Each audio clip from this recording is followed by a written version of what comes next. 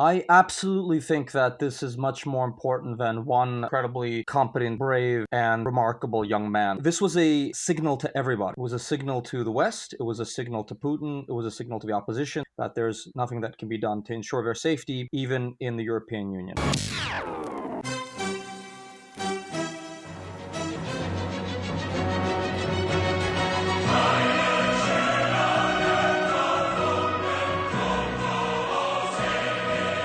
On the 23rd of May, a Ryanair plane headed to Vilnius from Athens flies over Belarus.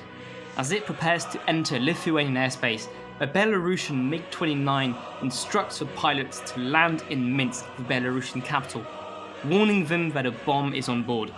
As the Ryanair plane lands in Minsk airport, one passenger knows that there's no bomb on board. This man is Roman Protasevich, and he's now in a Belarusian jail. He isn't a bomb thrower though. He's a Belarusian blogger who's had to flee his country following the brutal persecution of political opponents ordered by Belarusian President Alexander Lukashenko.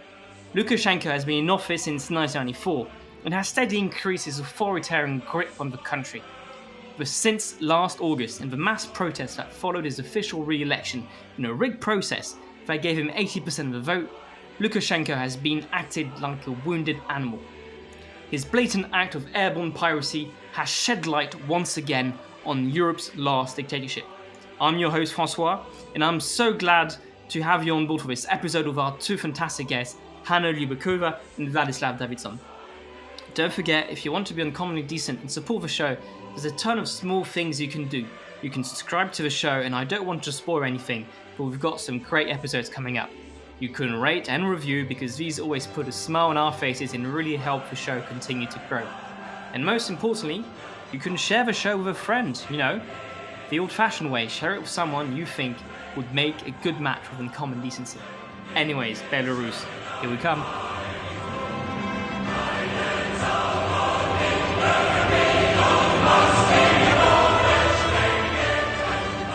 We are so glad to have with us Hanna Liubakova and Vladislav Davidzon. Hanna is a Belarusian freelance journalist and works with Outriders, an international multimedia platform. She's also a non-resident fellow of the Atlantic Council and a regular in international publications such as The Economist or The Washington Post. Vladislav is a Russian-American writer and former chief editor of the Odessa Review. He's now the European culture correspondent for the Tablet magazine and a regular contributor for many publications, including Foreign Policy. Speaking of which, I recommend people give a look to his latest Belarus article on foreign policy, which is entitled Belarus is Becoming Europe's North Korea. He's also a non-resident fellow at the Atlantic Council, so this should make for a fun podcast with colleagues. Hanna and Vlad, thank you very much for coming on the show. Let's begin.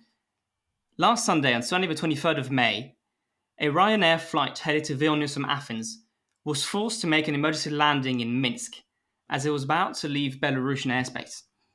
Once the plane landed, the Belarusian authorities arrested journalist and opposition figure Roman Protasevich.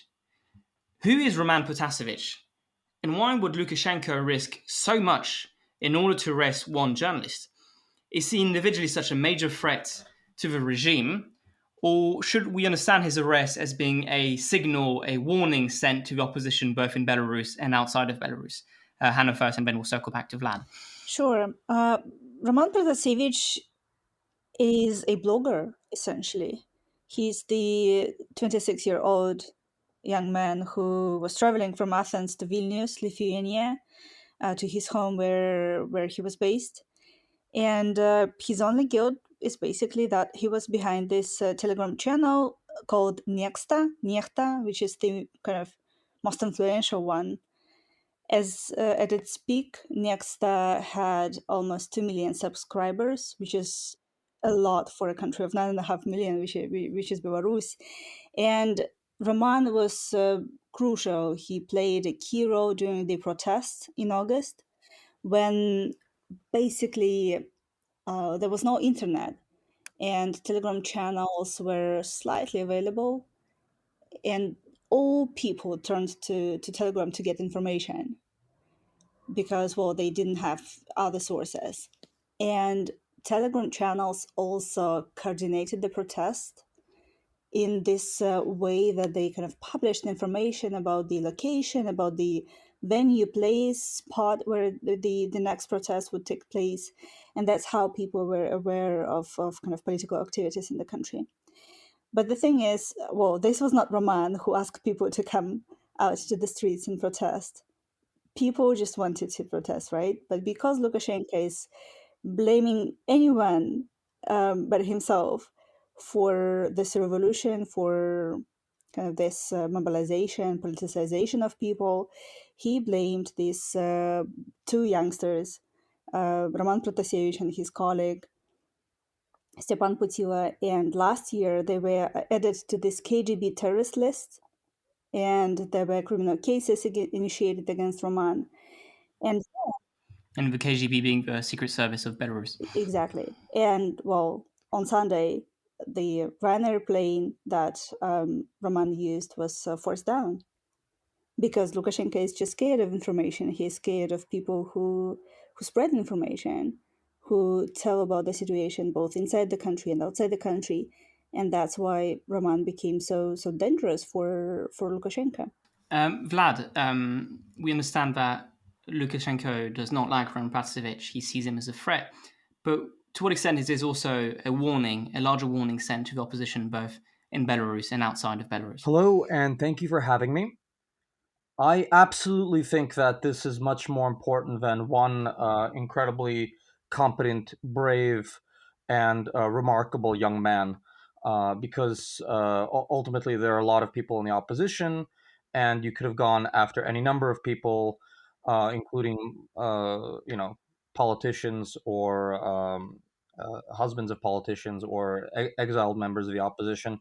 There was a reason that this particular man was chosen, and he was flying overhead over the territory of Belarus, which probably was could not be predicted, but probably it was a security threat, security risk. He shouldn't have done it. This was a signal to everybody. It was a signal to the West. It was a signal to Putin. It was a signal to the opposition that they were not safe anywhere, that he can get anyone anywhere, that perhaps a wet job will be the next method of reprisal or deterrence from his side. This is absolutely a message to the entire opposition that there's nothing that can be done to ensure their safety, even in the European Union. That said, it was also a sort of childish and very much erratic testing of boundaries to see if the European Union would react in a concerted fashion, and would react in a very serious fashion, which it seems to be doing. Sure, and just to get a better sense of kind of how the both of you assess the sort of the state of repression in Belarus at this specific time is crystallized around this particular case, but also in the larger context of, say, the past 2 to 5 years. I think a lot of people are waking up to the rogue nature of Lukashenko's regime, but this particular arrest was of a new kind. It seemed like it was transnational, as Freedom House would put it. Right? It's a breach of air traffic rules that happens in a different country, and it's a particularly lawless behavior coming from a regime that is already seen as anti-democratic, but not necessarily as infringing upon the law of the air. And I wanted to get a sense from both of you as to how you think the international community is waking up to the rogue nature of the regime. Do you still see a gap between what the conversations that are being held in Europe and Washington? Do you see them still as being sort of missing the mark and missing the real nature of the regime, or do you think that we're kind of coming around to this consensus understanding that Lukashenko is rogue figure that will stop at nothing to keep a grip on power? Starting with Hanna and then turning back to Vlad. Sure. Well, I think what has been happening in Belarus since August is a sign that Lukashenko, well, firstly, lost support of the people of Belarus. He's not popular anymore, and people want him to go. So that's something that the West should consider. Lukashenko has rigged the elections, and the West did not recognize the election results. And the West has done a lot, obviously, I think more than we all expected. At the same time, it was not able to force Lukashenko leave his office. So since the West did not recognize the election results in August, more should be done to make sure that a new election, free and fair, and under international observation, is organized in Belarus as soon as possible this year. Because the longer crisis continues, the more difficult it's going to be to rebuild the country. And I think now for people, there is this understanding, this kind of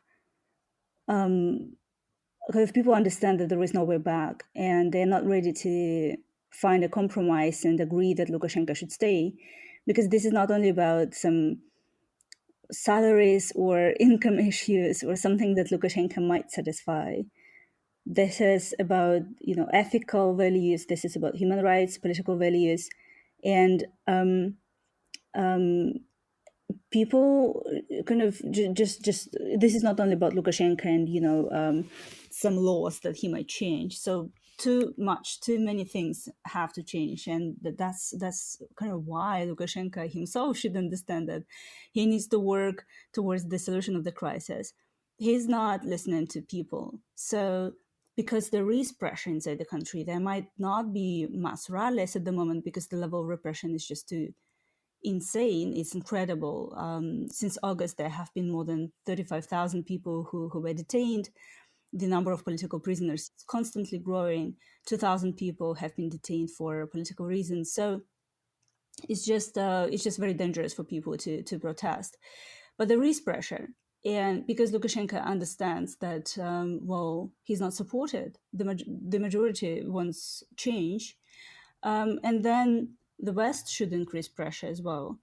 And this is not only about sanctions, about sanctioning a few people who were kind of related to this incident with the Ryanair plane, but this is about the solution, the comprehensive approach towards the solution of the political and human rights crisis in Belarus. This is about new elections and negotiations held as soon as possible. And here the West does have leverage. And it should just do more to make sure that negotiations are being held and then new elections take place. So yeah, Hannah is very wise on these issues. So I just want to add a little bit to what she's saying. Everything she's saying is completely true. Maybe just to reframe the lens, to go back a little bit higher to the geopolitical level, on the bilateral level with neighbors. Lukashenko is very cunning, and one of his survival strategies was always to pit his opponents against one another and to have two-faced relations with both his main patron, which is Moscow now, but it wasn't the case a year ago that he didn't have any other patrons. Also to have selectively civilized relationships with neighbors. So the relationship with Ukraine until very recently was pretty civilized. There was intelligence gathering going back between Kiev and Minsk. There was quiet electricity sales. There was quiet business.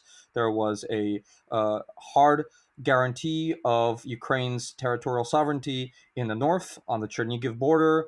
There was a promise, rock solid promise, that there was not going to be any Russian soldiers operating on the Ukrainian border. There were not going to be new bases opening next to Ukraine on the northern border. There were not going to be strenuous passport checks. There were all sorts of good things that Kiev could rely on from the Minsk side, because Lukashenko was very much interested in having a balanced relationship with the West to the extent that he could get away with what he could get away with, and Russia. His basic problem is one of survival against Moscow. He does not want to be the governor of a region in the expanded Russian Federation or a newfound Russian Empire. He wants to be the king of his own little kingdom, his own little hermit kingdom, and he's willing to keep Putin at arm's length to the extent possible in order to keep the gas and the electricity flowing, and to be as much as possible, friendly with the Europeans and the Americans. This dance and song routine went on for a very long time, and it was fairly successful. And even as recently as about 2 years ago, you had the national security advisor of President Trump arriving in Minsk. You had Minsk as the main platform for negotiations between France, Germany, the Ukrainians, and the Russians, and the quote unquote independent republics, separatist republics in southern eastern Ukraine. Uh, all that's history. Can you imagine going to Minsk now to negotiate anything with anybody? Uh, there's no flights there now, quite rightly. So this is him understanding and pragmatically cutting off his relationship with the West and saying, okay, there's no going back now. My people don't support me anymore. I can only rely on parts of my elite and on my security services and intelligence services because no other sector of a society en masse supports me. I have one friend now, and he doesn't love me, and he doesn't even love himself. His name is President Putin. And if I have to cut off relations with the West by showing them my fist and taking 94 Lithuanian citizens hostage for 7 hours, I'm willing to do it because they're not going to be any more field trips from the National Security Advisor of the United States President to Minsk because I'm arresting 35,000 people. Thanks, Vlad, for this geopolitical analysis. I want to push you a little bit more on this issue because Russian support has been pretty clear over the past few days. There's been the announcement of a $500 million loan, an increase in flights to Belarus, while the EU has been cutting its flight to Belarus. And yet, there's also seems to have been a bit of frustration and feeling of being a bit annoyed with Belarus among Russian diplomats and Russian leader. The Lukashenko's rash decision only days before the summits on the 16th of June between Vladimir Putin and Joe Biden. Does Lukashenko think he can afford to go rogue? Because Putin will have to, no matter what, begrudgingly back him. And to circle back to the North Korea comparison you made in your foreign policy article, is the Belarus-Russia relationship comparable to one between North Korea and China, with a rogue international actor who is backed by an embarrassed big brother who has no other choice? Vlad, and then we'll circle back to Hanna. Yeah, I think the Chinese example, metaphor, simile, parallel, whatever, is perfect. And that's exactly where we are. And it's exactly the direction that Lukashenko is going in by closing off the country more and more to outsiders, to people leaving without permission, without permits. It's very much the case that he is a liability for the Kremlin. He's annoying. He's erratic. He is egotistical. They see him as a difficult problem that needs to be managed somehow correctly in their periphery. But they don't love him. They don't even like him. They see him as a tough negotiator. They see him as a thorn. They see him as a liability. On the other hand, they're not willing to have power in Belarus change from what they see as the street. They're not willing to have power change through any kind of democratic uprising because that creates a completely inescapable precedent for themselves in the Kremlin. They can't have that. They cannot tolerate it. It just it's unescapably wrong. They can't deal with it. It's bad. So what are they doing? They're giving him support, but as little as possible. I mean, it's very frosty support. They know that they have to give him as much as they can get away with, and they're interested in extracting whatever they can in terms of security guarantees, in terms of more bases, in terms of resources. They would strip Belarus dry for parts and for companies, which they would reallocate to their own people and to Russian businesses if they could. Uh, in many ways, there are a lot of untapped resources and state-owned companies in Belarus. Those are very attractive assets. You could just take them. They're not owned by private individuals. Belarus has never undergone a decommunization process.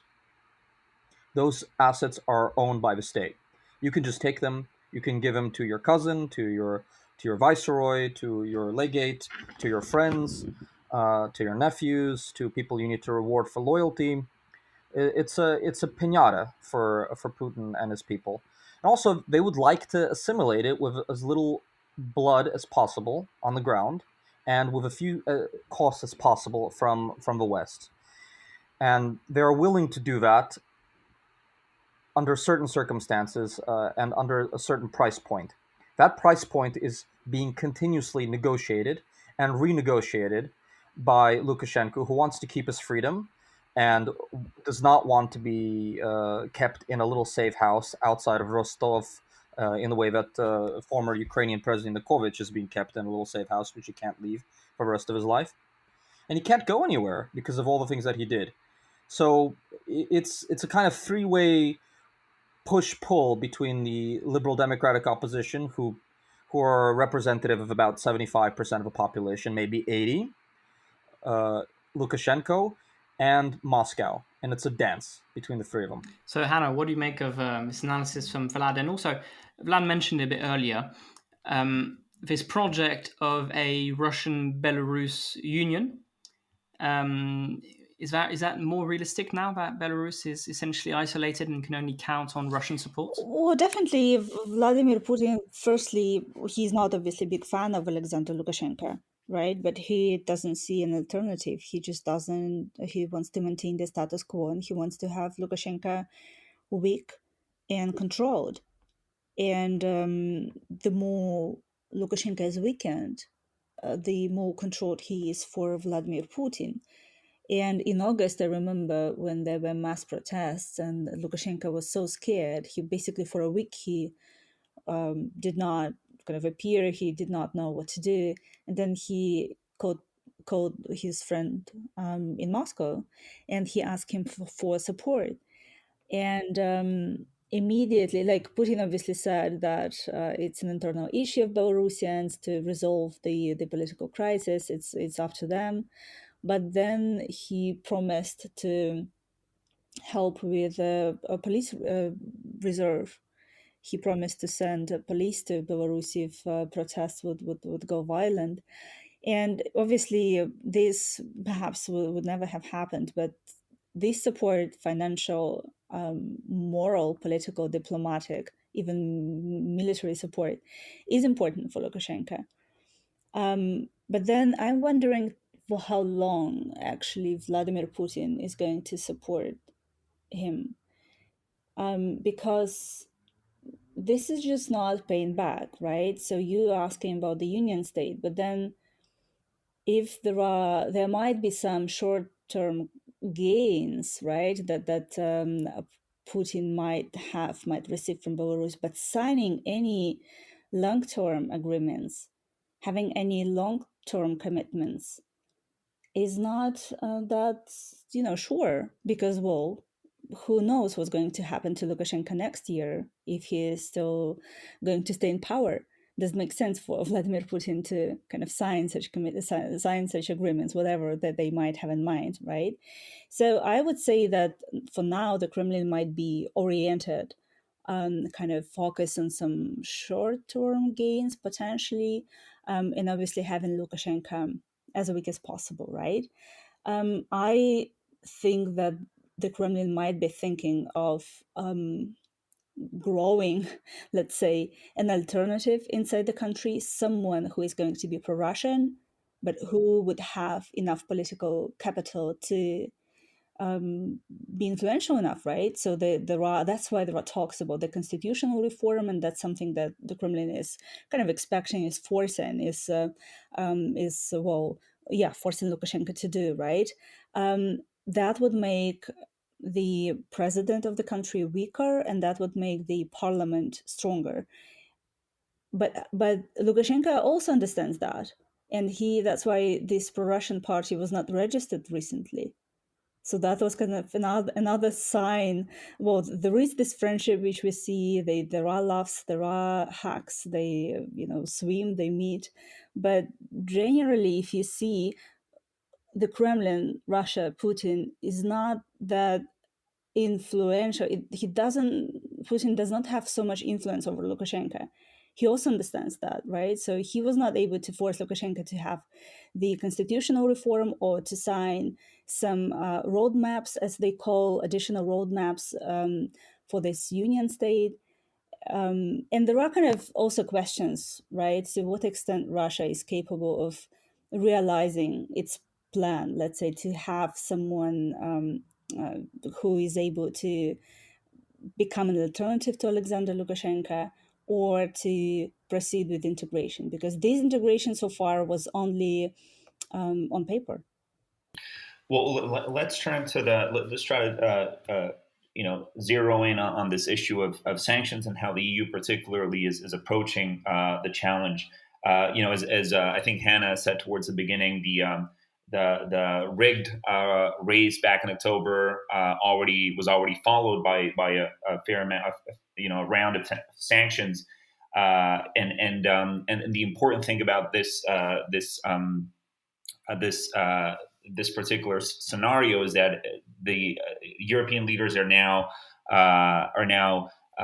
discussing how important it is to set a precedent for this particular breach, right? Again, the transnational scope of the effects, right? And there needs to be a strong precedent.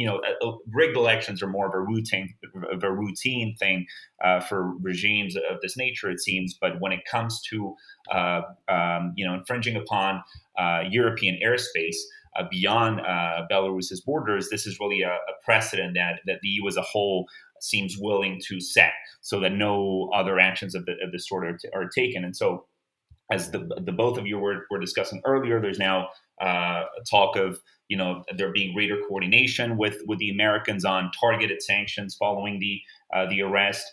And every time this happens, it seems like we're thrown back into the conversation of how much can sanctions really achieve. And I wanted to get some clarity from both of you on where do you see that conversation? How do you envision the battle lines kind of falling into place in the EU? Where do you see the allies? It seems like France is driving a really strong message around strategic autonomy that is getting a lot of allies in the Council of the EU, but there's still the Belarus question, the way it is discussed in the EU is it's largely as part of this EU-Russia conundrum, right? So where do you think that the roadblocks are going to come from when it comes to having a strong sanctions posture and a beefed up sanctions posture against Belarus going forward? We'll start with Vlad and then turn to Hanna. So, to Hanna. Taking a plane is just such an aggressive move that it just intimates that the person that you did it to is a complete and total weakling. The idea that you could do this to someone is just the idea that you're going to spit in their face and that they're not going to do anything about it, and you're going to see how far you can take it. So Lukashenko obviously bought into the widespread view in some circles that the European Union is a paper tiger that punches below its weight in terms of geopolitical deployment of hard force and hard power. And that is obviously something that is fair to say, that the Europeans are not particularly good at solving problems using force. Brussels is a response to the horrors of World War II, and they prefer multilateral solutions to difficult issues. There were no good solutions with the Balkans 20 years ago. They've not been able to do very much in terms of solving a hard war on their own doorstep in Ukraine, where a neighbor state, a friendly state, which is dependent on them and on the Canadians and the Americans, has had a chunk of its territory taken. And they've not been particularly capable of stemming incoming migration from the ocean or from Syria after the bombing of Syria by the Russian Air Force. So the European Union, to Lukashenko and to Putin, does not look like it's particularly good at solving problems using force. So he does this to see how far he can get away with it. And I've even had joking conversations with friends of mine at 2 a.m. over drinks, where we would think, do you think the European Union paid the Ryanair flights landing fee at Minsk International Airport? You know? And some of us think that if that bill was sent to Brussels, that there will be at least a dozen countries in the European Union who'd be willing to pay that bill. Certainly, they absurdly to me just paid essentially the ransom on an opposition leader in Georgia. The European Union does pay exorbitant, ridiculous fees for all sorts of things in other places. So it's not really a joke, or as Russians say, there's a element of a joke in every joke, right? Uh, it seems obvious to me that there were, until 2 weeks ago or a week and a half ago, lots of people in Brussels who are willing to let this problem simmer and go away because they see it as part and parcel of dealing with Moscow. They didn't see Minsk as separate from Moscow. They saw it as a package deal. You deal with the Russians on this, and you deal with the Chinese on that. You want something done in North Korea, you have to talk to the Chinese. You want something done with Lukashenko, you really have to talk to the Russians. The Belarus opposition really had two friends, the Poles and the Lithuanians. It now has a lot more friends because even the British, who are no longer part of the European Union, say, hold on a second, this is completely unacceptable. This is a major, major security threat to Europe on our doorstep. You know? So it seems to be obvious that those people, let's say countries who are further away from the Russian border, the Portuguese are less concerned with this issue than the Poles and the Estonians are having many fewer arguments in their favor in those debates, in those policy debates in Brussels. And it seems to me obvious that they're not going to be able to get away without doing something serious. And Hanna, what's your view on the sanctions challenge? Obviously, as Vlad says, we've heard a lot of the Poles have been really banging a steady drum about sanctions on Belarus. There will be some opposition to that stance. But what's your take on this? Being aware also that the opposition for a long time and really from the since the October race has been asking for a much tougher stance from the EU as a whole than we're currently getting. So how do you see that gap, and do you think it will change? Sure. So, sanctions again, right? The West doesn't have many tools of how it can influence the situation in Belarus, and sanctions are one of those tools. There are several issues here. Firstly, we have individual sanctions. Then we have economic or sectorial sanctions or financial sanctions. There are different kind of types of sanctions.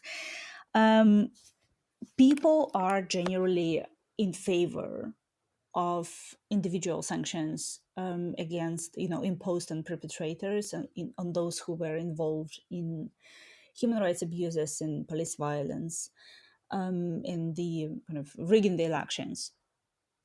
And it's very hard, obviously, to analyze and get this information, kind of to have opinion polls in Belarus, because that's independent sociology is not allowed, is forbidden.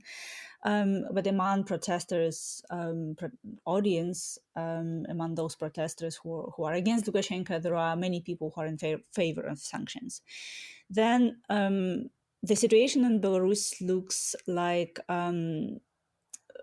kind of there are several myths, there are several stereotypes, and propaganda obviously uses the issue of sanctions against the opposition, against the pro-democracy movement, showing that it's going to affect the economy, it's going to worsen the level of life in Belarus, and kind of make the situation unbearable for ordinary citizens.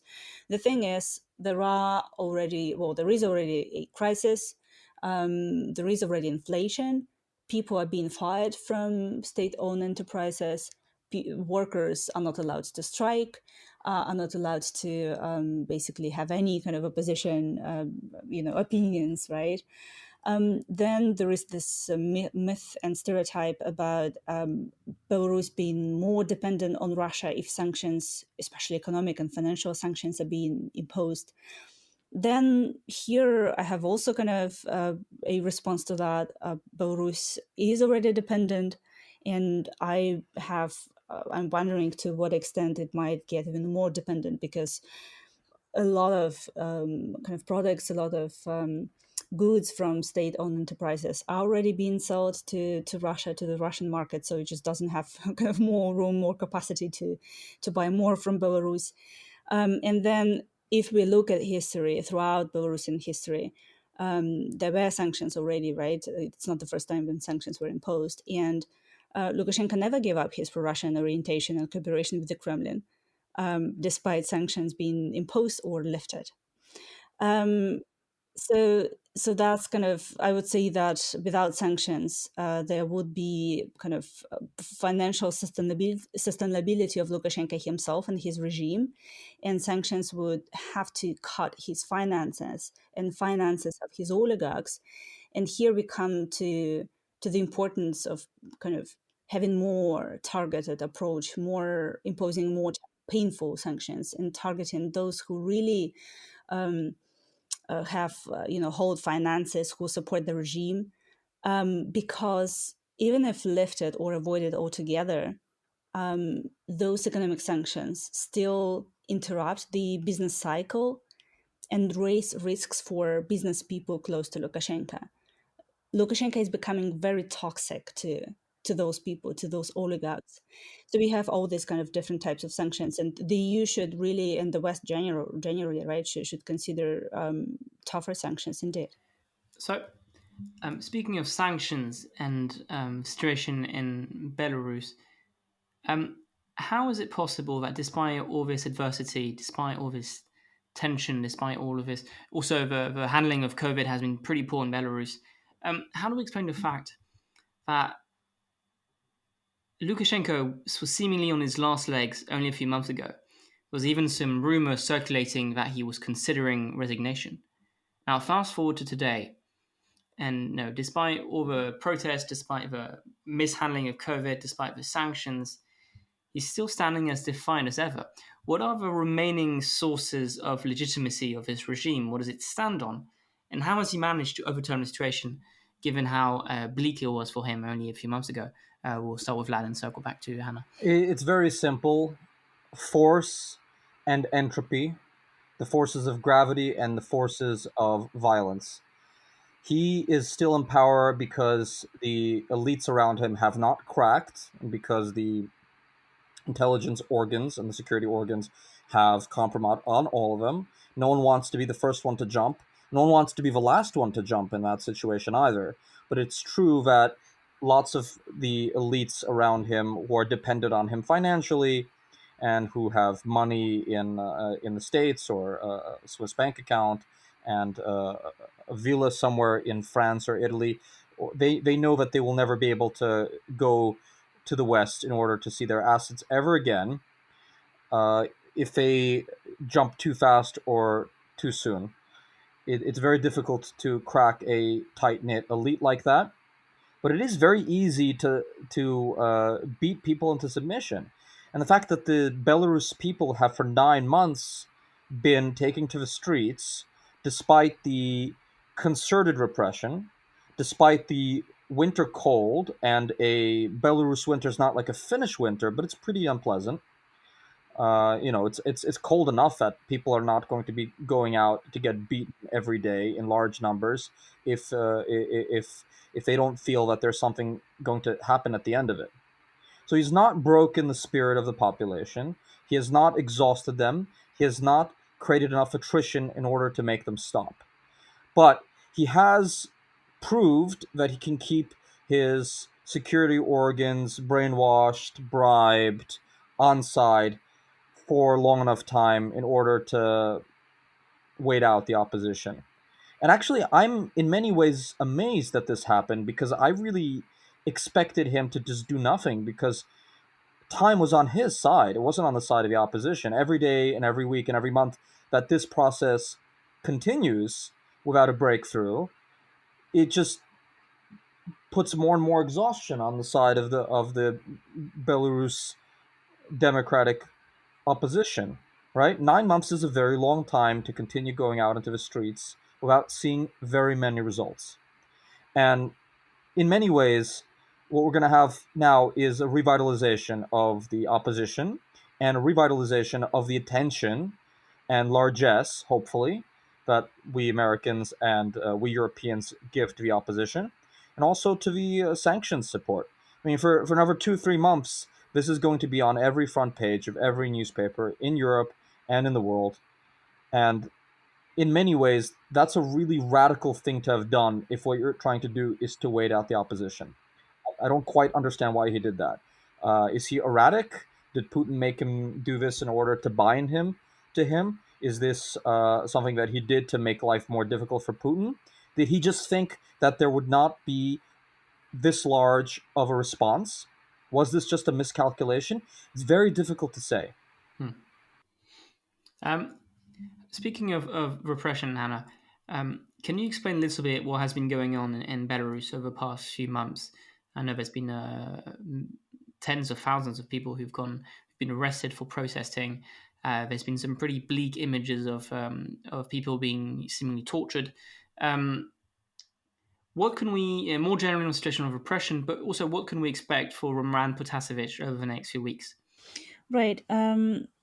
So I would say that, well, firstly, Lukashenko is scared. Vlad said that time was working for him, but I would say that there is this obviously tiredness and fatigue among protesters, but there is tiredness and fatigue among Lukashenko's officials, among Lukashenko's security forces, among oligarchs, among his power vertical. It's really expensive to maintain the status quo. It's really expensive to tell your security forces to go and repress citizens every day, basically on a daily basis.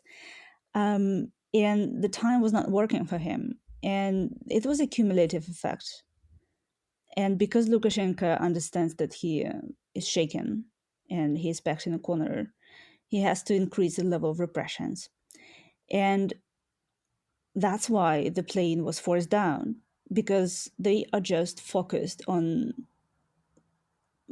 how to survive, basically, and how to threaten his opponents, how to end this forever. And they're going to increase the level of repressions. And that's what we've been observing in the past months, and especially in the past weeks. 2 weeks ago, the most influential media outlet, Tutbai, was practically demolished. Its website is being banned right now. Journalist and editor-in-chief remain in prison. Their apartments were searched. Their offices in Minsk and other cities were raided. And this is something I don't even know how to compare, but 2/3 of the population that has access to internet used to buy. Basically, everybody in the country, those who are for Lukashenko, those who are against, read to buy. And I don't even know what else Lukashenko can do to journalist community in Belarus in order to kind of threaten it, to scare it, to destroy it, than to demolish Dubai, right? So that's kind of the meaning of this, of what happened to this media outlet. Then a political prisoner died in prison because of a cardiac arrest, and it's just not really clear what led to this, because his wife says that he did not have any heart issues. Then the plane happened.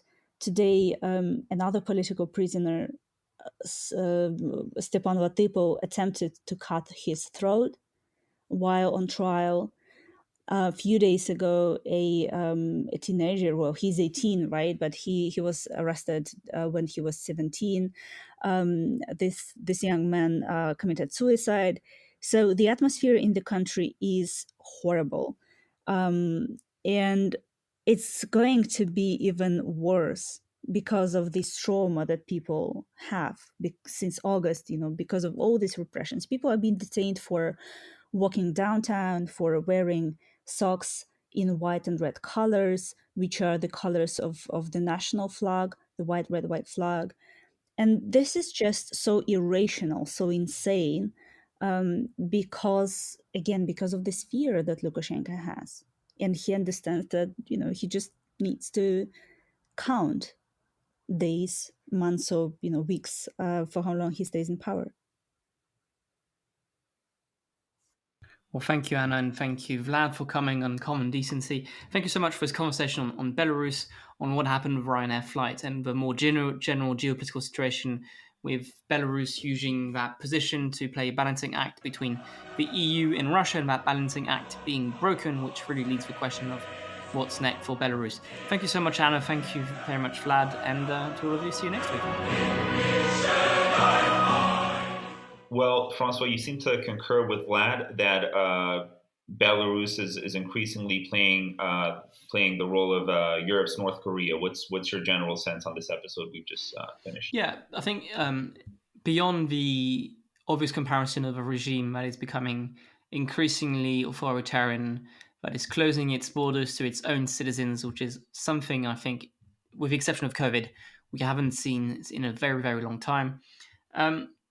But more generally, I think the idea of Belarus being this rogue actor, which knows it will begrudgingly get, no matter what it does, the support of the Russian big brother, is in many ways similar to what you see with China and North Korea, with the Chinese supporting, no matter what, North Korea, even when North Korea does acts of provocation, which really puts China in a very tight spot.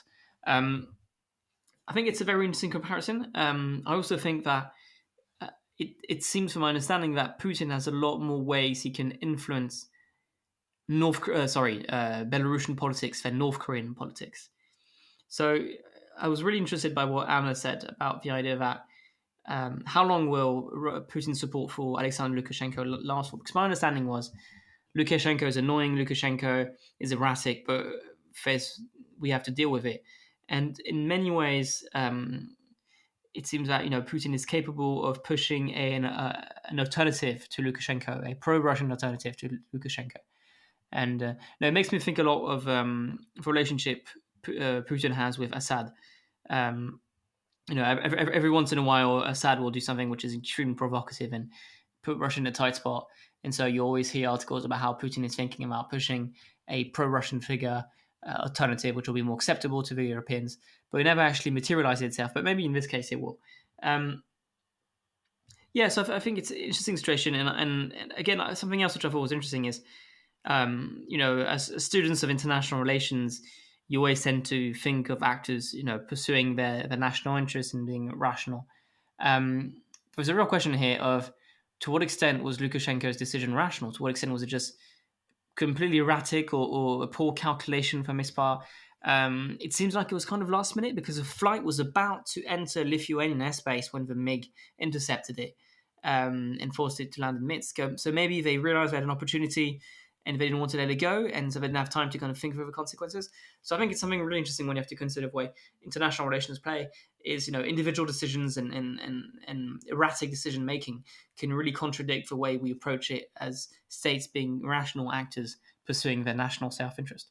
Well, it seemed like the Palestinian alibi really gave Lukashenko the kind of the upper hand in this respect, right? It seems like as the plane was about to, as the plane was about to reach Lithuanian airspace, the plane ended up, although it wasn't initially intending to, it ended kind of taking the safe option of saying, well, we don't know whether there's actually a Hamas bomb in this plane. It doesn't seem likely, but we're not going to risk it. So it seemed like they just handled it just under the wire, and things turned out just surprisingly smoothly for Lukashenko's. And to be honest, if I'm the pilot on that Ryanair flight and I've got a MiG-29 telling me you must land in Minsk, I'm not sure I would disobey him, to be perfectly honest. It certainly made for a really interesting sort of thriller plot to kind of trace how each side was playing its hand at each point in time. I don't think that airlines have any sort of like policy when it comes to handling terrorist threats. I think the general policy is just to play it safe. And in this particular case, it didn't seem like there was much resistance to landing the plane in Minsk, which turned out turned this whole operation into a successful one for Lukashenko. So I think things were a little arbitrary in how they played out. Yeah, I also wanted to say on a side note that Vlad's parties in Paris seem very fun, and in the games they're playing, trying to guess what the EU would do, I thought was quite amusing. Because jokes aside, I think he is right. I think the instinct of the EU is not to create havoc, not to shake the situation too much, and and the idea of them paying the bill is amusing, but it's probably not too far away from the kind of natural impulse. It has changed a little bit, and I see there's been a lot of kind of stronger rhetoric than usual, but it took a airjacking, it took a kind of modern day piracy act for people to shake it off, and also want to think a bit about Roman Protasevich. I can't imagine being in that plane. First of all, flying over your country, which you have left, you have fled. You probably have mixed feelings about this, and then as you're about to enter Lithuanian airspace, you can see the plane turning back. You might even see the MiG from his window, and the progressive feeling of dread taking him over as he realizes there's no bomb. They're here for me, and knowing fully well what's going to happen if he lands in Minsk. It must be so incredibly terrifying. It's a kind of modern day horror movie, I do hope the international tension will make sure that he puts repression on the Belarusian regime and they can't get away with too much hardship. But really must have been a horrifying experience. But anyways, on that slightly bleak note, it's the end of the episode. Don't forget, if you want to share your support, there's many ways you can do so. You can subscribe on Spotify. You can rate on Apple Podcasts. You can write a review on your podcast platform. These are always great. Always put a smile on our face and always gives us the extra boost to keep going. We've got some really fantastic episodes lining up over the next few weeks. So really stay tuned. No spoilers, but some great shows coming up. And thank you Jorge. Thank you, Vlad. Thank you, Anna.